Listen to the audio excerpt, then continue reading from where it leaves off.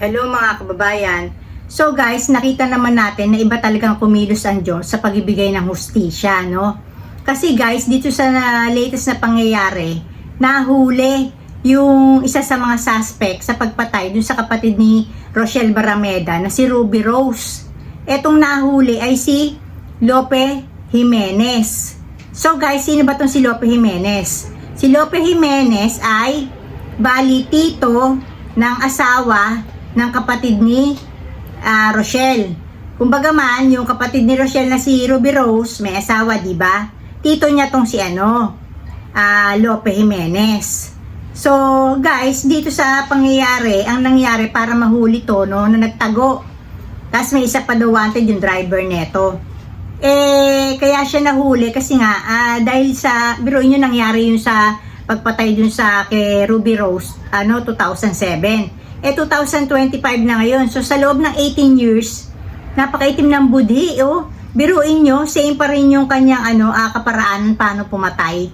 Isisilid sa drum, yung drum, ibabaon sa lupa, o kaya naman, lalagyan ng padagan, tapos ibabaon na lang sa, karagatan. Kasi sa karagatan ng nabotas nakuha yung, yung kung saan nakalagay yung si Ruby Rose, di ba? Sa isang steel container.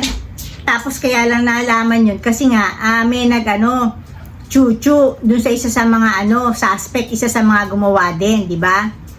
So biruin nyo, ang ginawa nitong latest na Lope Jimenez na to, no, na nabuking siya kasi nga tatlo yung ID na nakita sa kanya, no? Gumagamit siya ng pangalan Dwight, James Paul Dwight, tapos Victor Vidal Dueña. Tapos ito nga si Lope Jimenez. Pero nung matagpuan sa kanya yung tatlong ID, dininay niya na siya si Lope Jimenez. Kahina-hinala guys, bakit sa tatlong ID niya si Lope Jimenez ang dininay niya? Kasi alam niya na may kaso yun, na doon siya matitimbog, wanted siya. Kaya yun ang pinili niya, na sabihin na hindi siya yun, di ba? So booking na booking. Ang ginawa kasi nitong walang hiyang tarantadong demonyo na to, no?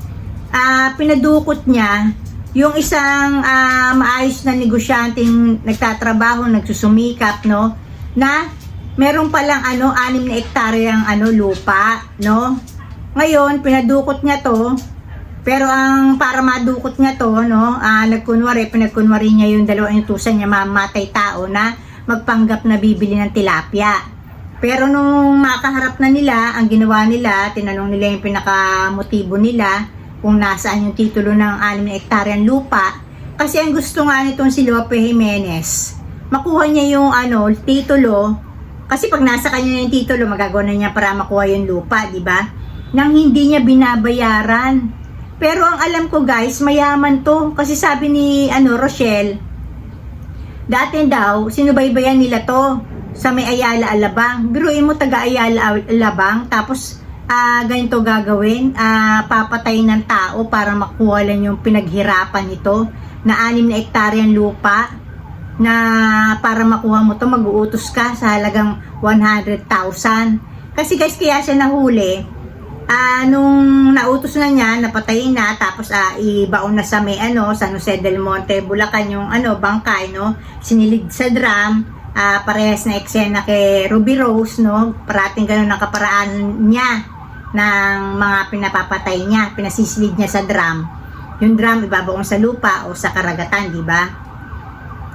So ngayon, magbabayad siya para doon sa serbisyo ng mga pumatay na 100,000. So ngayon, doon na siya natimbog kasi etong dalawa namang gago na to, no?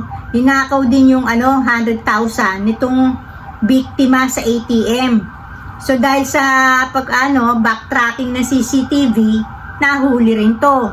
Dahil nga meron silang communication, nag-lead naman sa pagkakahuli kay Lope Jimenez. So guys, ibig kong sabihin, talagang sa loob ng 18 years, so ang dumi na ang budhi niya. Talagang masamang tao to. So ngayon, sabi nga ni Rochelle,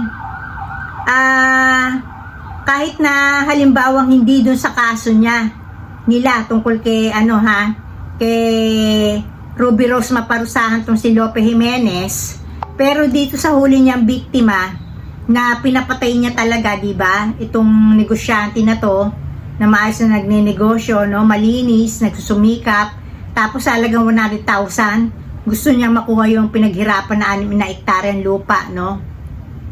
So guys, dahil ang gusto ni Rochelle, kahit man lang daw wag doon sa kaso ng kapatid niya, dito naman swak na. Timbog na tong si Lope Jimenez.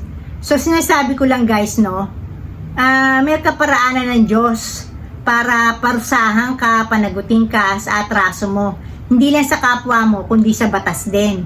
So dito nakita natin kung paano kumilos ang Diyos na ngayon nga, magkakaroon na ng hustisya. Hindi lang tong pinatay niya, di ba, na latest yung may-ari nga na 6 hektaryang lupa. Bagkus para na rin doon nakamit nila Rochelle Barameda ang hustisya para sa kapatid niya na si Ruby Rose pag nakulong to si Lope Jimenez. So ayun lang guys, sinasabi ko lang na ang karma, susundan at susundan ka niyan, darating niya sa'yo pag may ginawa kang masama sa kapwa mo sa panahon na hindi mo alam at hindi mo siya inaasahan. So ayun lang guys, wag tayong gagawa ng masama sa kapwa natin para walang karma na bumalik sa atin.